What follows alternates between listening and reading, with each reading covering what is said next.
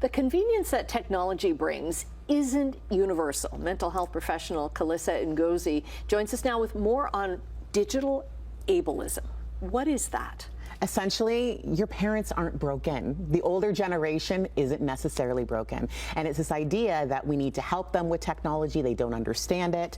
And it's opening the conversation of what does that look like and why is it so important? Okay. And we were talking on the couch. Yes. This is a very personal thing. It's happening to both of us. Oh my goodness, it totally is. So I had a conversation with my mom. So I had purchased something for her. She wanted to give me money for it. So she said, well, I'll go home. I'll write you a check. And I said, why? I said, just e-transfer me. I don't know how to do that. I said, Mom, online banking, it's like super easy, and then I get the money right away. And she said, oh, but I want to go to the bank. I said, okay, I'm going to walk you through this since, you know, we have a joint account. So I walked through on the app, I showed her how to do it, and she said that was instant. And I said, yeah, it's a lot easier, and it's, you know, whatever. And she said to me, yeah, but Sissa, she calls me Sissa, I need to get out. I need to get out in the community. I need to see people, and going to the bank is one of the reasons and how I do that. So you got to think about, you got to step back and think, who is it more convenient for? Is it convenient for them, or is it convenient for you? Oh, and in that moment, it was all about me. And then I really had to sit back and say, okay, but why? Why am I rush, rush, rush? Because we live in a world of hustle culture, and everything is disposable and it's at our fingertips. Whereas with the older generation, sometimes faster isn't better. Mm-hmm. And it's not necessarily the older generation either. There could be like people our age, people younger who just aren't. Yeah, I don't want to do that. And it's not just for banking. It's for like having the latest phone. It's for being on social media. Not everybody wants to be on social media. Oh, absolutely. Until 4 years ago, my father still had a flip phone. Okay. So now every couple years when I get a new phone, one of my parents gets the new one. Now he's addicted. He's on his smartphone all the time because it's opened up this new world. Okay. You know, he can listen to old time music. He can look on social media and catch up with people that he didn't see for years and years.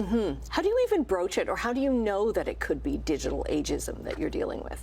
Well, I think labeling, is this better for me or is it better for the other person? And are we actually embracing this concept and bringing them into the fold? Are we asking them, what's going to make your life easier? And is it for you or is it for them? I would think too, it's kind of being conscious when you're with them. If they're not on their phones all the time or they don't have phones, put yours away. Yes, that's hard though. It's hard because we're in a world that everybody is scrolling, right? We're on our watches, we're on our phones, our tablets, kids, not just older people as well. So yeah, so it's that mental thing. Yes, absolutely. And I think when we talk about mental health, with our parents, with the older generation, and even with ourselves, we need to check in because cognitively, mentally, emotionally, what does that look like? Like, are we actually participating in our own mental health journey? Right, and taking it back to a social, because social kind of isolation is such a huge thing for seniors, especially those who live alone, right? It's one of those cognitive declines. It leads to cognitive decline.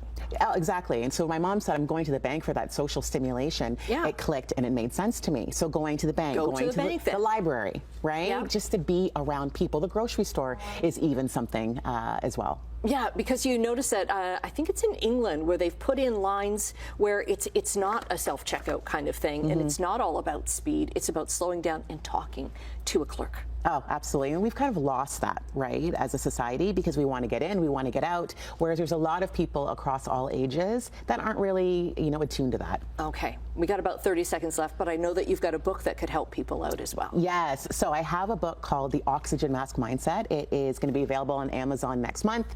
And it's really about living in a world of hustle culture and reclaiming our energy in a world that glorifies exhaustion. Okay. And that whole thing of you got to take care of yourself first before you take care of others. Okay, Carissa, we'll get the links up on our website at chch.com/morninglive. Thanks so much for joining us today.